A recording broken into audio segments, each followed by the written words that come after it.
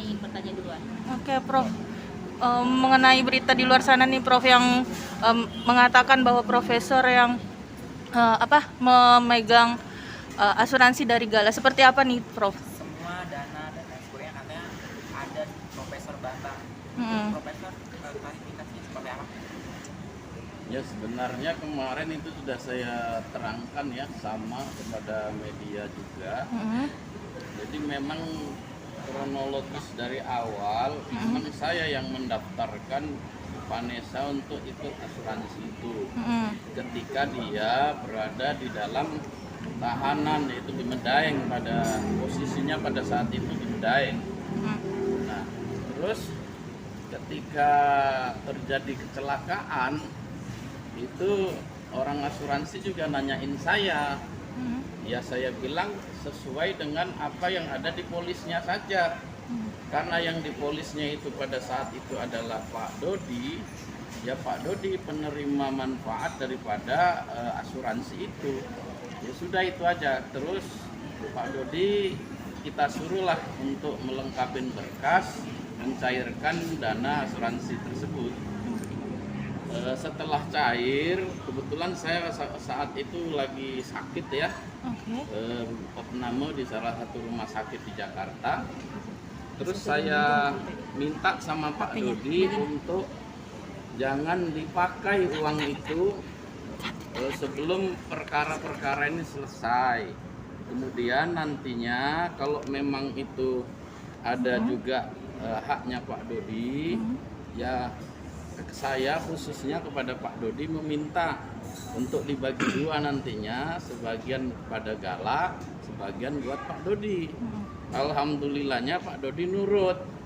Jadi buku tabungannya dan ATM-nya diserahkan ke saya untuk disimpan sampai nanti ada buat akun baru, yaitu atas nama dua orang. Salah satunya Pak Dodi, salah satu lagi adalah keluarga besar yang mewakili keluarga besar ibunya Vanessa, almarhum ibunya Vanessa, yaitu tantenya.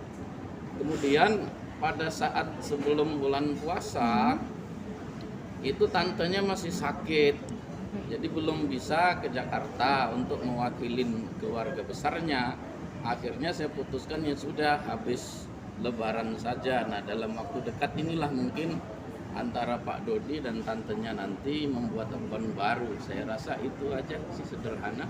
Berarti tidak ada nama Pak Haji Faisal dan Gala sendiri? Tidak ada, karena Vanessa belum menikah pada saat membuat polis asuransi itu, berada di penjara waktu itu di Surabaya dan belum menikah. Saya yang masih ngurusin Vanessa pada saat itu. Total berapa? Total berapa sih? Jadi nominal angkanya sekitar 530 lebih ya, lebih dikit, hampir 540 lah gitu. Prof, bicara asuransi ini, Prof, kan mungkin banyak yang masih asuransi ini bentuk atau investasi. Jadi gini ya, asal usulnya tadi, Vanessa itu ketika di dalam penjara, semua teman-teman media mungkin tahu, Vanessa selalu ingin bunuh diri. Nah, pada saat itu membentur-benturkan kepalanya ke dinding dan muntah-muntah dan sebagainya. Nah saat itu saya datangin, saya nasehatin, saya kasih motivasi, kasih semangat supaya dia bisa punya harapan masa depan lah. Artinya walaupun di penjara nggak akan seburuk seperti yang dibayangkan. Toh namanya manusia pasti akan ada masa depannya, saya sampaikan seperti itu. Nah di situ Vanessa meminta, ada dua permintaannya. Yang pertama buatkan asuransi, ya saya iyakan saja pada saat itu ya. Kita komunikasikan dengan pihak asuransi. Akhirnya niatnya Vanessa, andai dia nanti terjadi apa-apa atau meninggal di dalam penjara karena dia mungkin situasinya super stres pada saat Prof, itu. bisa ke kamera, Prof? Kamera. Oke. Jadi andai dia nanti meninggal dan terjadi sesuatu gitu, ada kenang-kenangan buat papanya, ada kenang-kenangan buat dedinya.